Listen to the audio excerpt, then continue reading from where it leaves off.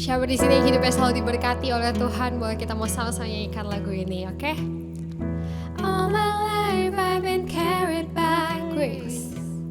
Don't ask me how, 'cause I can't explain. It's not short of a miracle I'm here. I got some blessings that I don't deserve. I got some scars, but that's how I learn. It's not short of a miracle I'm here. I think it over and it doesn't add up. I know it comes from above. I got miracles on miracles, a million little miracles. Miracles on miracles, count your miracles. 1, 2, 3, 4, I can't even count them all. Woo.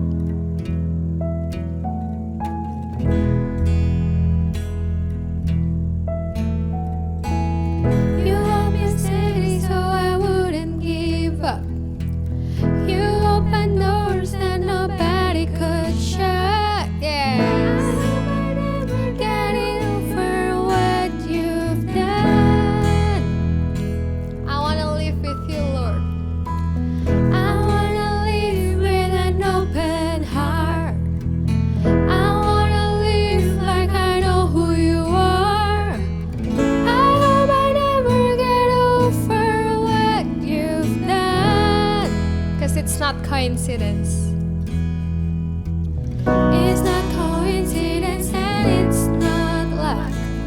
I know it comes from above. Say it.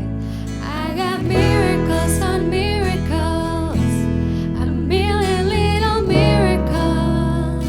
Yes.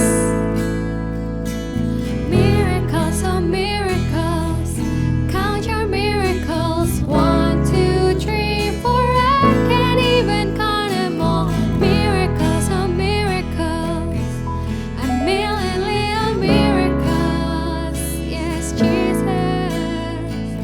Miracles on miracles, count your miracles. 1, 2, 3, 4, I can't even count them all. I can't even count them all. I can't even count them all. I can't even count them all. 1, 2, 3, 4, I can't even count them all. I can't even count them all. I can't even count them all.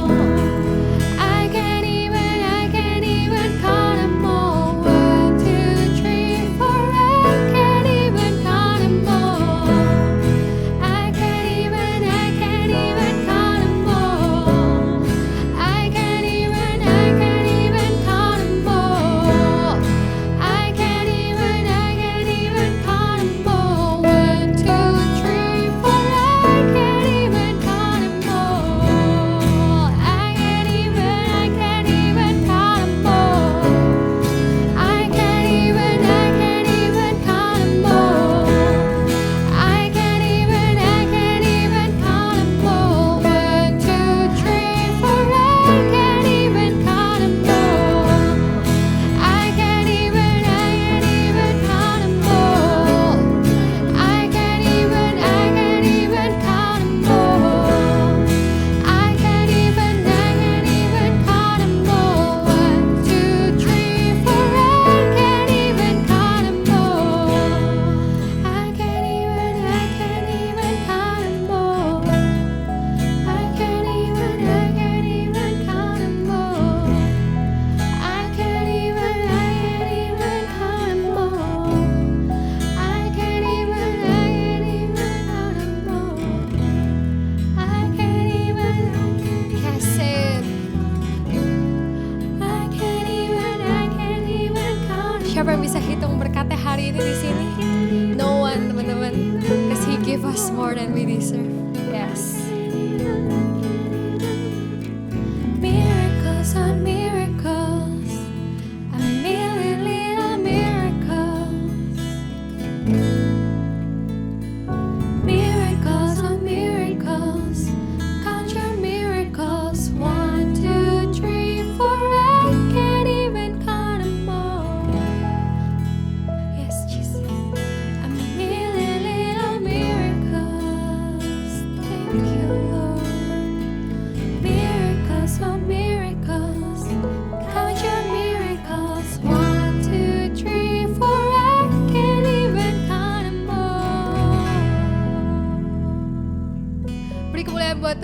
kita. Yeay, haleluya.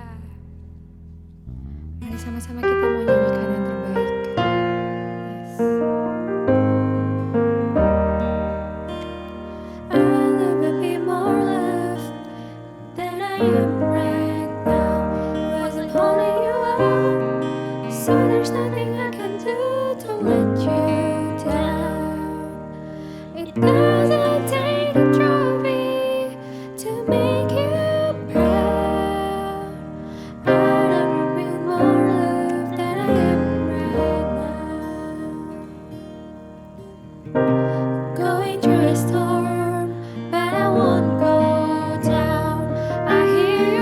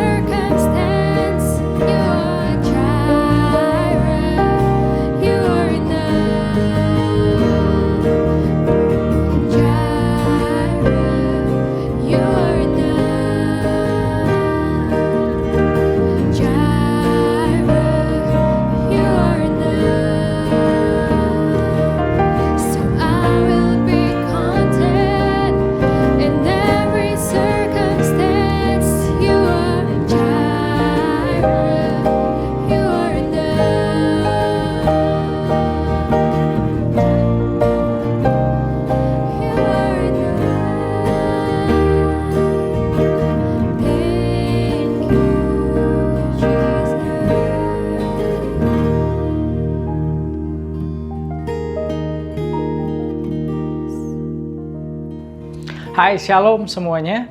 Sebelum kita mendengarkan firman Tuhan pada hari ini, mari kita berdoa terlebih dahulu. Terima kasih Tuhan atas anugerah Tuhan di dalam kehidupan kami. Kalau sampai saat ini kami bisa ada, kami bisa menghadiri ibadah ini, kami percaya tidak ada yang kebetulan, semuanya disediakan oleh Tuhan.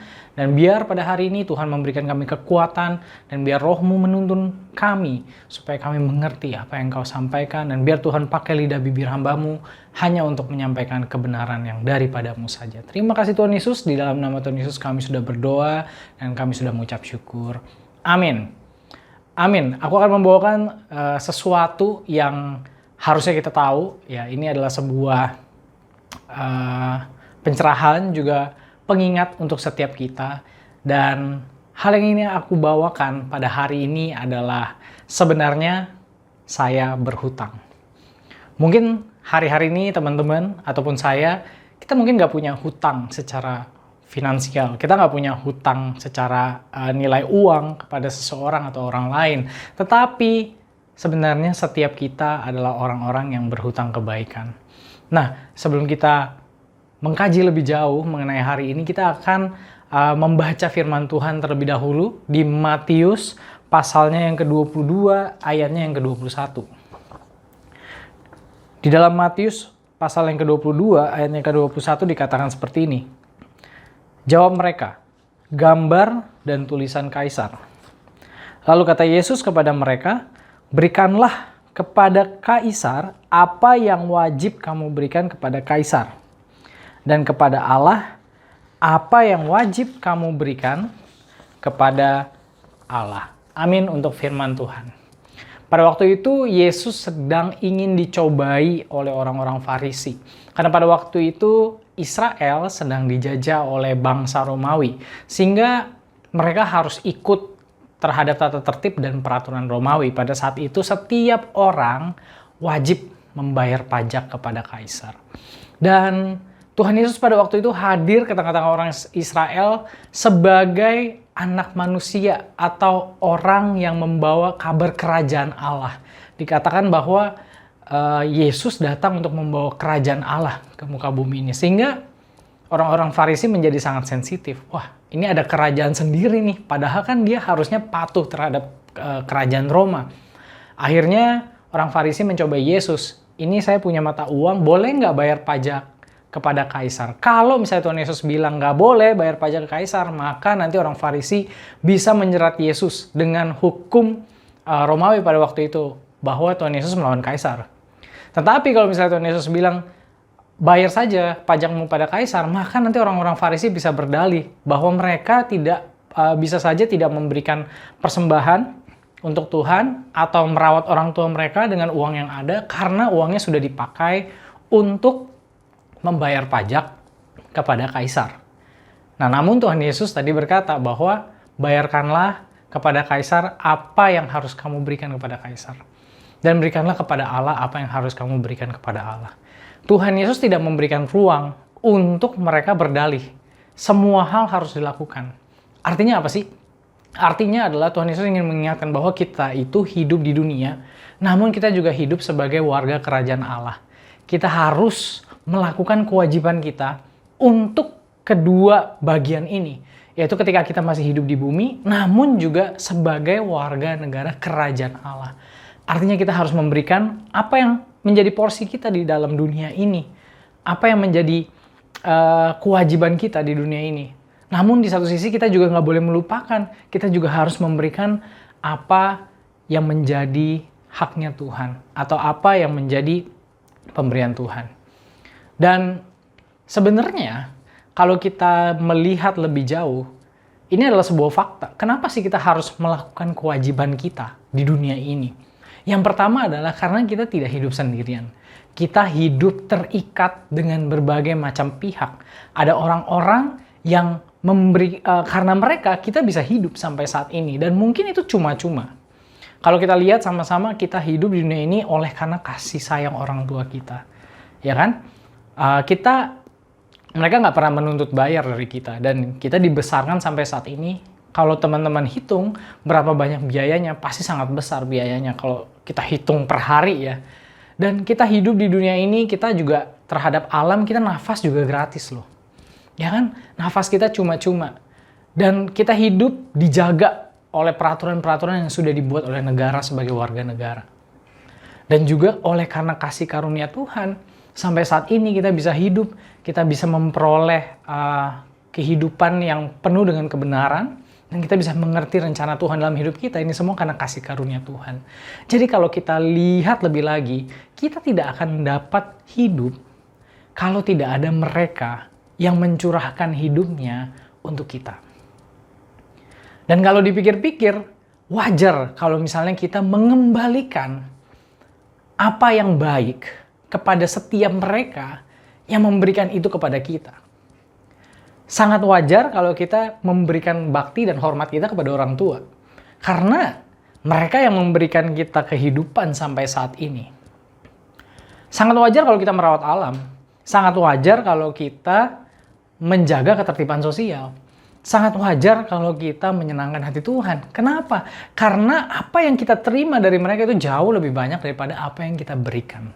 Sebenarnya, kita itu adalah orang-orang yang berhutang kebaikan sama mereka. Tapi kalau kita coba pikir lagi lebih jauh, di dalam 2 Korintus 9 ayat 6 dikatakan tentang hukum tabur tuai. Dikatakan, camkanlah ini. Orang yang menabur sedikit akan menuai sedikit. Orang yang menabur banyak akan menuai banyak juga.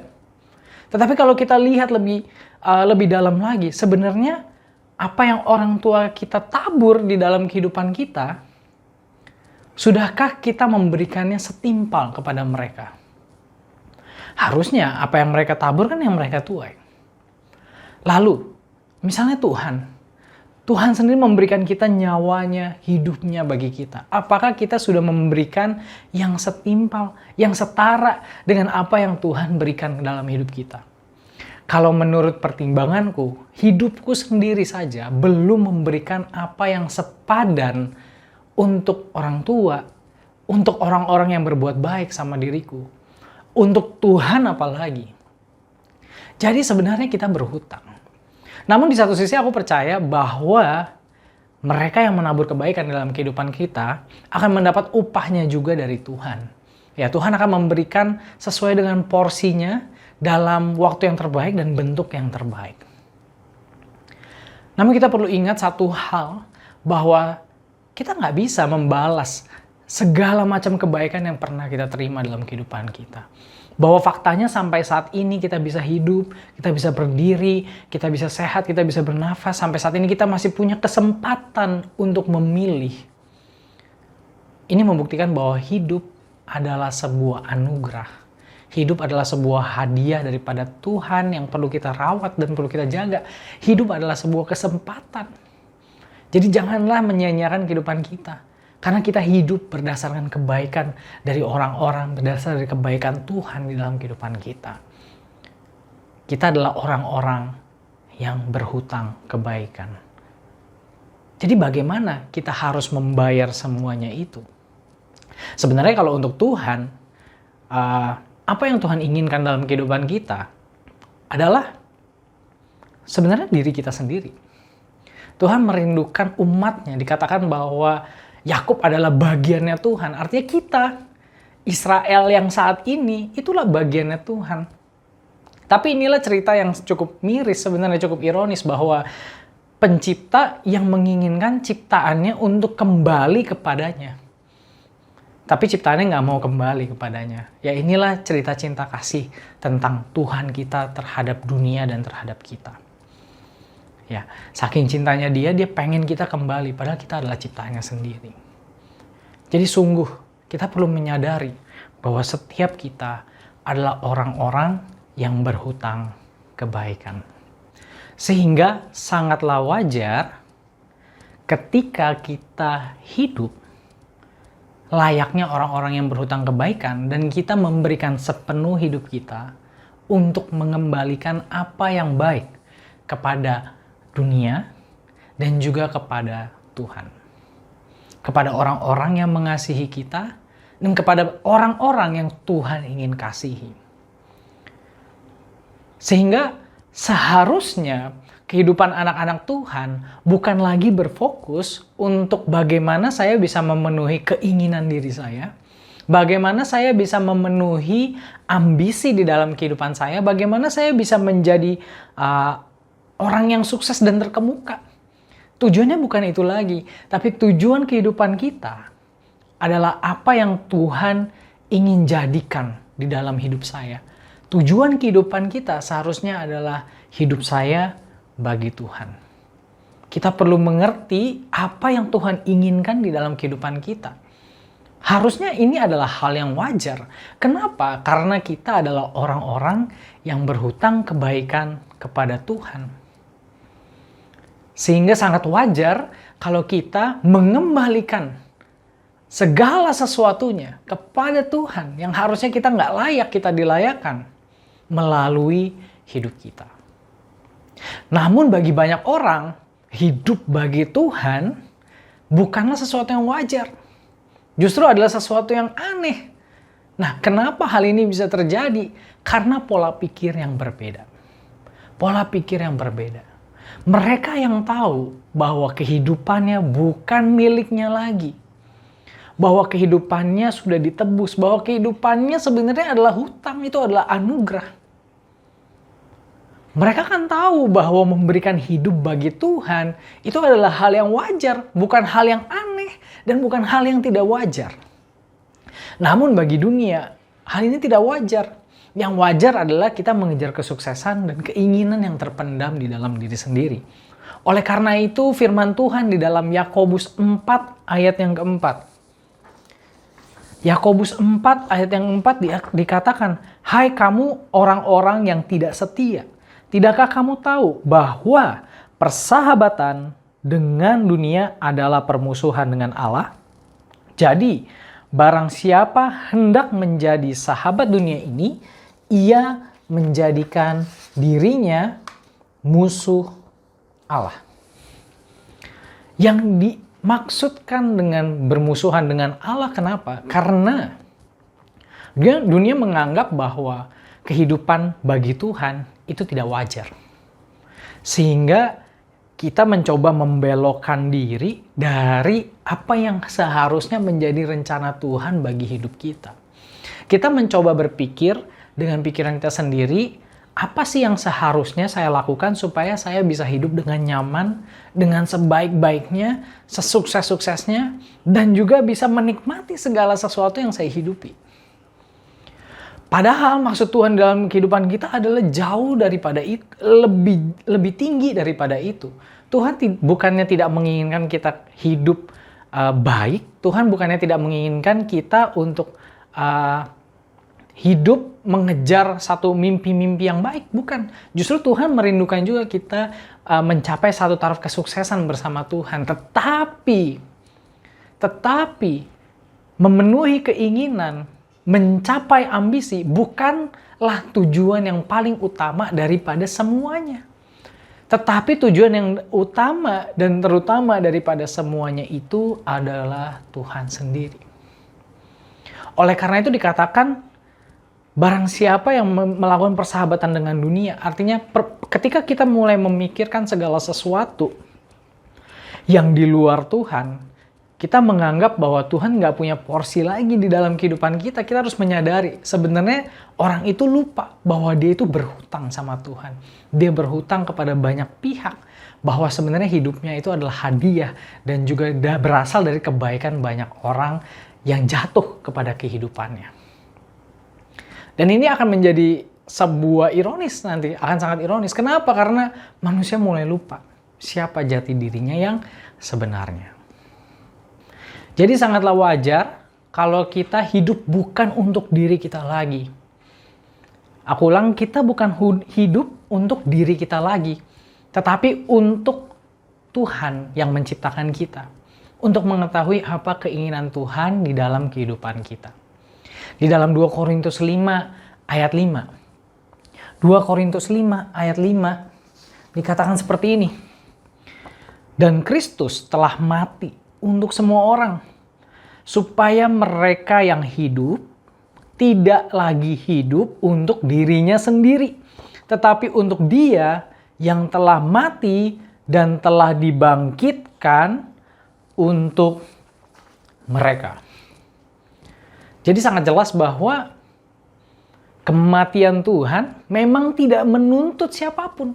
Karena kematian Tuhan adalah kasih karunia untuk setiap orang yang ingin dan percaya kepada kematian Tuhan. Tetapi kita yang sudah ditebus seharusnya kita memiliki kesadaran. Kita sebagai anak-anak Tuhan kita harusnya memiliki kesadaran bahwa kehidupan yang sesungguhnya, kehidupan yang sebenarnya itu letaknya bukan di dunia ini.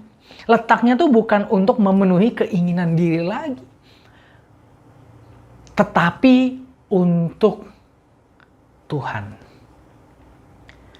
Kita perlu ingat pada mulanya manusia itu diciptakan, manusia pertama adalah Adam. Dan Tuhan mempunyai rencana untuk manusia pertama ini. Tuhan menciptakan Adam, diletakkan di Taman Eden, ya kan, untuk menguasai bumi sebagai perwakilan Allah. Artinya apa? Manusia ini akan menggambarkan satu ciptaan yang luar biasa ini, menggambarkan kemuliaan dari penciptanya. Adam harusnya menjadi bentuk kemuliaannya Tuhan. Adam harusnya menjadi rekan sekerjanya Allah. Adam seharusnya hidup bersama-sama dengan Tuhan di Taman Eden. Namun karena manusia jatuh ke dalam dosa, akhirnya manusia harus hidup sampai saat ini dalam dosa. Dan terpisah daripada Tuhan. Artinya begini, pada mulanya Tuhan menciptakan manusia itu ada plan-nya, ada rencana yang mulianya.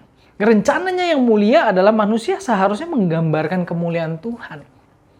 Manusia seharusnya menjadi rekan sekerja Allah. Dan manusia harusnya hidup bersama-sama dengan Allah. Namun kenapa hal itu tidak bisa terjadi? Karena manusia melakukan dosa. Manusia keluar dari rancangan yang semula. Manusia keluar dari rencana Allah yang sempurna bagi mereka. Dan saat inilah kita hidup di bumi yang hasil dari dosa tersebut. Sehingga ketika kita manusia yang sudah ditebus Tuhan, di mana Tuhan berusaha untuk mengembalikan manusia, gimana caranya manusia supaya hidup kembali bersama dengan Tuhan, akhirnya tidak ada jalan lain selain Tuhan mati. Dan kita justru yang hidup di bumi ini berusaha untuk keluar dari rancangan itu. Kita berusaha keluar dari plan-nya Tuhan. Maka sesungguhnya kita tidak jauh beda dari Adam yang keluar dari rancangan yang semula. Itulah dosa yang sebenarnya. Banyak sekali kehidupan kita, kehidupan manusia di bumi, kita lakukan secara terbalik. Seharusnya apa yang kita lakukan adalah kita menjadi gambaran kemuliaan Allah. Kita hidup bagi Tuhan. Kita rekan sekerjanya Tuhan. Berarti kita harus, apapun yang kita lakukan, apapun yang kita hidupi di dunia, Tuhan harus bisa dilihat dalam kehidupan kita. Kita harus mulai berpikir bahwa apa yang Tuhan ingin sampaikan dalam kehidupan saya dan apa yang bisa saya lakukan saat ini bagi Tuhan di dalam sekolah, di dalam dunia kerja, di dalam dunia sosial kita. Tetapi manusia menjalaninya terbalik, manusia menuntut Tuhan untuk melakukan kehendaknya. Kehendak manusia itu di bumi. Jadi ini yang terbalik. Bayangkan pola pikirnya terbalik. Dan ini adalah pola pikir manusia yang sudah jatuh di dalam dosa. Pola pikirnya apa yang Tuhan bisa lakukan untuk saya supaya saya bisa memenuhi kehidupan saya. Apa yang Tuhan bisa lakukan buat aku supaya kehidupanku sukses. Supaya kehidupanku nyaman. Makanya tidak jarang banyak orang yang kecewa dan menolak Tuhan dan gereja. Kenapa manusia menolak Tuhan dan gereja? Karena Tuhan tidak bekerja bagi dia. Tuhan tidak sesuai ekspektasinya. Tuhan tidak mencerminkan gambaran yang dia inginkan. Mengapa? Karena manusia tersebut lupa bahwa rancangan yang semula adalah manusia diciptakan untuk Allah. Bukan Allah untuk manusia. Dan ini kebalik. Ini kebalik. Pikiran Adam adalah bagaimana saya bisa menikmati, saya bisa menjadi lebih baik. Dia lupa, dia punya Tuhan yang sudah sama baiknya. Dan dia lupa untuk menjaga hubungan itu. Itulah dosa yang pertama. Dan jangan sampai manusia yang sekarang melakukan dosa yang sama lagi. Karena mereka lupa, kita adalah ciptaan yang berhutang kebaikan. Kita berhutang kebaikan kepada Tuhan dan juga kepada sesama, kepada dunia yang sudah memberikan kebaikan kepada kita. Jadi sangat layak dan sangat wajar kalau kita hidup layaknya orang-orang yang berhutang. Kita hidup lebih baik, kita hidup untuk memuliakan Tuhan Allah kita. Sebagai orang yang berhutang kebaikan, maka bukan berarti kita tidak boleh mencari segala sesuatu yang baik dalam hidup kita. Bukan berarti kita nggak boleh mencari uang. Karena memang uang dibutuhkan untuk hidup. Namun uang bukanlah tujuan akhir atau segala-galanya yang harus diperoleh di dalam kehidupan kita. Kita juga boleh mencari dunia sosial. Kita harus mencari persahabatan sebanyak-banyaknya. Kita harus terbuka, pikiran kita harus terbuka terhadap perkembangan-perkembangan yang ada. Tetapi bukan berarti dunia sosial dan popularitas dan pengakuan adalah segala-galanya dan kita mencari hal itu sebagai nomor satu. Bukan berarti ilmu itu nggak boleh dicari gitu. Bukan berarti orang nggak boleh pinter gitu. Bukan, justru Tuhan pengen kita menjadi orang yang sangat-sangat berilmu. Supaya apa? Supaya Tuhan bisa pakai kita. Tapi remember, ilmu bukanlah tujuan akhirnya. Tetapi Tuhanlah tujuan akhirnya. Ilmu itu hanyalah sarana dan kendaraan itu. Uang adalah sarana dan kendaraan. Dunia sosial adalah sarana dan kendaraan. Tuhanlah tujuan akhirnya. Kita akan baca sama-sama di dalam Matius 6. Matius 6 ayat yang ke-19 sampai ke-21. Dikatakan seperti ini, janganlah kamu mengumpulkan harta di bumi. Di bumi ngengat dan karat merusakannya, dan pencuri membongkar serta mencurinya. Tetapi kumpulkanlah bagimu harta di sorga. Di sorga ngengat dan karat tidak merusaknya, dan pencuri tidak membongkar serta mencurinya. Karena di mana hartamu berada, di situ juga hatimu berada. Yang dimaksudkan di firman ini adalah Tuhan mengerti betul bahwa segala harta di bumi, artinya segala hal yang dipandang manusia berharga di bumi ini, dapat mengikat kehidupannya. Dapat mengikat hatinya. Oleh karena itu Tuhan bilang, sebab di mana hartamu berada, di situ hatimu berada. Kenapa banyak orang menolak Tuhan? Kenapa banyak orang kecewa? Karena hatinya berada pada hartanya yang ada di dunia. Dan Tuhan sudah bilang, kalau di bumi pencuri merusak dan karat dan ngengat merusaknya. Yang dimaksud apa? Yang dimaksud gini, ketika kita punya tujuan hidup kita dan kita fokuskan itu bagaimana saya bisa memenuhi keinginan dan ambisi dalam kehidupan saya.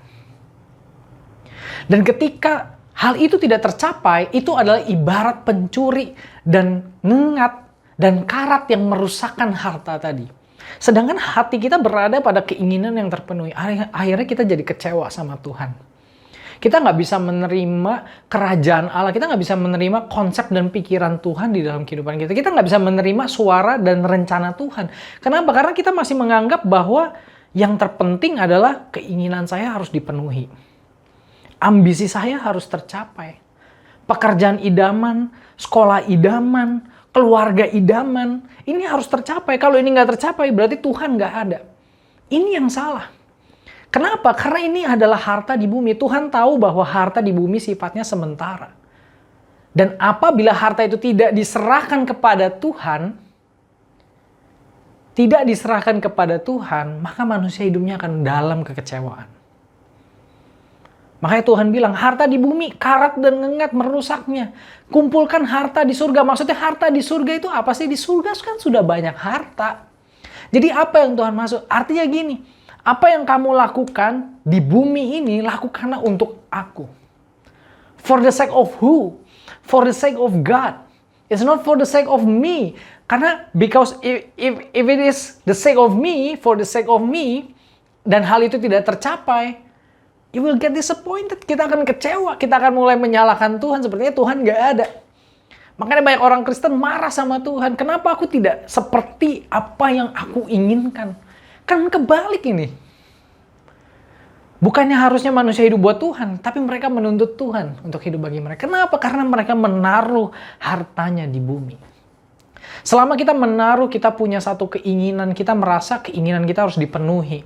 Kita merasa kita punya satu hal di bumi ini yang harus terjadi. Kita merasa segala sesuatu yang kita tuju itulah yang harus tercapai. Maka kita akan kecewa. Selalu akan kecewa dalam kehidupan. Kita nggak akan pernah puas. Dan kita akan merasa penyertaan Tuhan tidak pernah cukup. Kenapa? Karena pencuri merusaknya. Karena dengan semua yang di bumi sifatnya sementara. Artinya kita harus mulai mencari segala sesuatu yang membawa damai sejahtera. Dan yang membawa damai sejahtera itu apa sih? Ketika kita menyerahkan harta ini, udah bukan lagi harta ini lagi. Tetapi harta kita adalah Tuhan. Ya, ada sebuah ayat di dalam Ratapan 3 ayat 24. Dikatakan, Tuhan adalah bagianku, kata jiwaku. Oleh sebab itu aku berharap kepadanya. Udah bukan hartanya, udah bukan keinginan supaya kaya, nilai bagus, populer. Udah bukan ini lagi. Tapi hartanya udah Tuhan. Karena Tuhan tidak pernah berubah. Popularitas bisa berubah. Suatu saat kamu salah, kita bisa ambruk. Suatu saat keluarga bisa aja mengecewakan. Ya kan? Suatu saat keinginan belum tentu bisa tercapai. Tapi Tuhan selalu ada. Kalau Tuhan menjadi harta kita, kita akan mengerti bahwa memang segala ini bisa hilang, tapi ini udah bukan apa-apa lagi. Karena fokus kita bukanlah kepada harta yang di bumi lagi, tapi kepada Tuhan. Kenapa banyak anak muda Kristen sulit untuk mengikut Kristus? Karena mereka tidak bisa melepaskan harta duniawi ini dan memindahkannya kepada Tuhan. Di dalam Matius 19 ayat yang ke-22 diceritakan tentang seseorang yang kaya yang mau ngikut Tuhan Yesus. Ya, orang ini kaya, dia ikut Tuhan Yesus, dia tanya, Tuhan apa yang harus aku lakukan untuk memperoleh hidup yang kekal? Tuhan bilang, lakukanlah perintah Allah. Dia bilang dengan bangga, semuanya itu udah aku lakukan sejak masa mudaku. Lalu Tuhan katakan apa? Kalau kamu hendak sempurna, jualah semua hartamu dan berikanlah kepada orang-orang miskin. Lalu pulanglah orang kaya itu karena sedih hatinya. Kenapa dia sedih? Karena banyak hartanya. Memang kita nggak bisa mentranslate ini secara harfiah bahwa berarti kita harus menjual semua harta kita di bumi ini dan kita hidup sebagai seorang pengembara. Bukan begitu. Kita perlu juga harta supaya kita hidup. Tetapi jangan sampai harta ini menjadi batu sandungan. Jangan sampai hati ini ada di dalam harta ini. Kalau orang muda tadi adalah kekayaan hidupnya. Dia merasa hidupnya secure, dia merasa hidupnya aman. Kenapa? Karena uangnya banyak. Ketika Tuhan minta itu dia nggak siap. Akhirnya kerajaan Allah, konsep kerajaan Allah nggak bisa masuk ke dalam hidupnya. Dia mau mendengar suara Tuhan nggak bisa. Karena dia masih kaya. Dia hartanya masih di situ. Hatinya masih di situ. Selama gue punya uang, gue nggak perlu Tuhan. Harta di bumi nggak bicara soal cuman kekayaan, tapi banyak hal lain. Orang yang kita andalkan. Lalu kita berbicara soal ilmu. Kita bicara soal popularitas. Dan banyak hal lagi yang kita treasure more lebih daripada Tuhan. Dan ketika kita men-treasure hal ini, hidup kita akan penuh dengan kekecewaan dan kita mulai mereject. Kita mulai hidup di luar dari rencana Allah. Seperti Adam. Hidup di luar dari rencana Allah. Itu adalah dosa. Dan kita malah hidup di luar keselamatan yang Tuhan berikan. Padahal Tuhan mati untuk kita supaya apa? Supaya kita hidup bagi Dia. 2 Korintus 5 ayat 5. Tetapi karena harta di bumi ini kita nggak bisa lepaskan. Kita nggak mau mindahkan hati kita kepada Tuhan. Maka konsep kerajaan Allah nggak pernah masuk dalam kepala kita. Dan kehidupan kita malah menjauh dari keselamatan. Dan ini kita harus perhatikan betul bagaimana cara kita hidup. Apa yang dipandang dunia wajar, justru itu tidak wajar bagi Tuhan. Dan kita perlu ingat bahwa kita adalah orang-orang yang berhutang kebaikan. Maka harusnya kita hidup selayaknya orang-orang yang berhutang. Berusaha untuk mengembalikan dan memberikan yang terbaik. Juga dikatakan di dalam Matius 29 ayatnya yang ke-19. Matius 29 ayat yang ke-19 berkata, dan setiap orang yang karena namaku meninggalkan rumahnya, saudaranya laki-laki atau saudaranya perempuan, bapak atau ibunya, anak-anak atau ladangnya akan menerima kembali 100 kali lipat. Wow.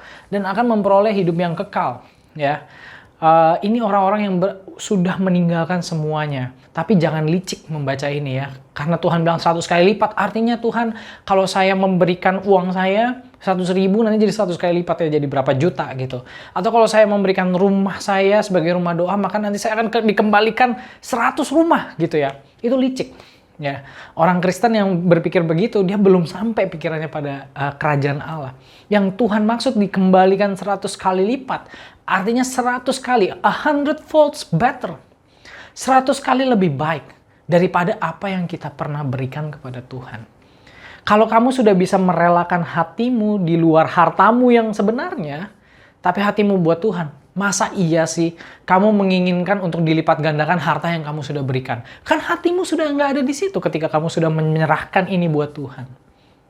Jadi orang Kristen jangan licik dan memandang ini sebagai ayat investasi. Bukan. Tetapi kita akan menerima satu hal yang lebih baik, yang nggak pernah dipikirkan sebelumnya. Yaitu adalah Tuhan itu sendiri. Ya, Ratapan 3 ayat 24, Tuhan adalah bagianku. Orang-orang yang hidup sudah bersama Tuhan, dia merasa ini udah bukan apa-apa lagi. God is 100 folds better. Ayub punya harta banyak. Lalu hartanya diambil sama Tuhan. Tapi highlight dari cerita Ayub itu bukan hartanya jadi 2 kali lipat. Bukan itu highlightnya. Highlightnya adalah Ayub yang tadinya cuma mendengar Tuhan. Dia cuma mendengar orang bicarain soal Tuhan. Di situ dia melihat Tuhan. Kenapa? Karena hartanya diambil. Bukan karena hartanya diambil terus jadi 2 kali lipat, bukan itu. Memang harta duniawi bisa menyusul dan Tuhan akan memberkati kita demikian rupa. Tetapi yang what is 100 folds better, itu bukan masalah hartanya. Bukan masalah apa yang kamu lepaskan terus jadi banyak, bukan. Tetapi karena kamu menemukan Tuhan. Berapa banyak anak Tuhan yang ingin mengalami Tuhan tapi nggak bisa. Berapa banyak anak-anak Tuhan yang ingin mengerti Tuhan itu seperti apa pribadinya tapi nggak bisa. Kenapa? Karena harta di dunia masih banyak. Hatinya belum diserahkan sepenuhnya. Oleh karena itu konsep Tuhan gak akan pernah masuk ke dalam hidupnya. Tuhan menjadi pribadi yang lain. Tuhan menjadi pribadi yang jahat. Kenapa? Hartanya banyak. Ilmunya banyak. Pengertiannya banyak. Selama dia tidak bisa menyerahkan hatinya dan hartanya, Tuhan gak akan pernah bisa masuk ke dalam hidupnya. Jadi inilah yang perlu kita perhatikan. Bahwa kembali lagi kita adalah orang-orang yang berhutang. Hiduplah sebagai orang-orang yang berhutang kebaikan. Karena Tuhan memberikan hidupnya bagi kita dan kita belum sepenuhnya memberikan hidup kita bagi Dia. Jadi mari seperti berikanlah kepada Kaisar apa yang menjadi milik Kaisar, berikan kepada Tuhan apa yang menjadi milik Tuhan. Let us be fair. Dan mari kita hidupi hidup kita sebaik-baiknya bagi orang-orang yang kita kasihi dan bagi setiap orang yang Tuhan kasihi dan bagi Tuhan. Dan aku rindu untuk setiap kita bisa mengerti bahwa hidup ini adalah anugerah dan kita perlu memberikan yang terbaik di dalam kehidupan ini. Hidup ini adalah kesempatan. Karena tanpa kebaikan orang-orang, kebaikan Tuhan, kita nggak akan pernah bisa hidup. Dan aku mengajak untuk kita semua, mari bukanlah buka mata hati dan buka pikiran kita bukan untuk fokus lagi terhadap apa yang ingin kita capai, tetapi apa yang ingin Tuhan lakukan dalam kehidupan kita. Dan bagaimana kita bisa mengetahui hal itu? Jual semua hartamu. Jual semua yang mengikat hatimu di dunia ini. Jual semua yang membuat hidupmu nyaman. Lepaskan itu dan berikan, taruh di kaki Tuhan. Tuhan mau pakai ilmu aku buat apa? Tuhan mau pakai dunia sosial aku buat apa? Tuhan mau pakai waktu luangku yang nyaman dan banyak ini buat apa? Maka kita akan melihat, Tuhan akan give back 100 folds better. Tuhan akan kasih kembali 100 kali lipat lebih baik daripada apa yang kamu udah serahkan. Kamu akan melihat, kamu akan mengalami Tuhan secara pribadi. Dan aku ingin ini menjadi sebuah kerinduan bagi kita semua. Kiranya sharing hari ini bisa memberkati kita semua dan mengingatkan kita kembali bahwa Tuhanlah pencipta kita. Dan mari kita kembali kepada Dia. Mari kita bersatu di dalam doa. Bapa di dalam surga, terima kasih untuk firman Tuhan yang Tuhan sudah berikan buat kami. Dan pada hari ini Tuhan, biar kiranya Engkau yang menerangi hati kami Tuhan. Bukakan mata hati kami supaya kami mengerti Tuhan bahwa Engkaulah satu-satunya Allah yang menjadi pengharapan hidup kami dan tujuan hidup kami. Tidak ada yang lain selain daripada Tuhan. Dan biar kami mengerti Tuhan, bahwa Tuhanlah pencipta kami, dan hanya kepada Tuhanlah kami harus bersandar. Dan kiranya Tuhan yang memberkati anak-anak-Mu di tempat ini, biar Tuhan memakai mereka menjadi pribadi yang luar biasa. Dan biar Tuhan yang meletakkan mereka, Tuhan, sebagai terang untuk orang-orang di sekitar mereka. Terima kasih ya Allah. Mari setiap kita angkat tangan kita. Mari kita menerima berkat yang daripada Tuhan. Bapa, Engkau yang memberkati anak-Mu hari ini di tempat ini.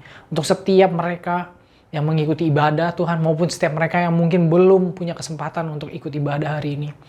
Bapa, Engkau yang mengasihi mereka, berikan mereka kekuatan, dan biar setiap perbuatan tangan mereka menjadi buah yang manis Tuhan, bagi orang-orang di sekitarnya dan bagi-Mu Tuhan. Kami menyerahkan hidup setiap kami ke dalam tangan-Mu. Terangi hati kami Tuhan, pimpin kami dengan Roh Kudus. Di dalam nama Tuhan Yesus, kasih daripada Allah Bapa, persekutuan dengan Roh Kudus, dan juga Yesus Kristus beserta dengan kita mulai dari hari ini kekal sepanjang masa. Amin. Amin. God bless you teman-teman. Thank you untuk teman-teman yang udah beribadah hari ini. Jangan lupa untuk menghidupi firman Tuhan yang kita sudah dengarkan dan membagikannya dengan cuma-cuma. Karena kita juga sudah menerimanya dengan cuma-cuma. Happy Sunday. God bless you and see you next week on Zoom meeting. God bless you. Bye-bye.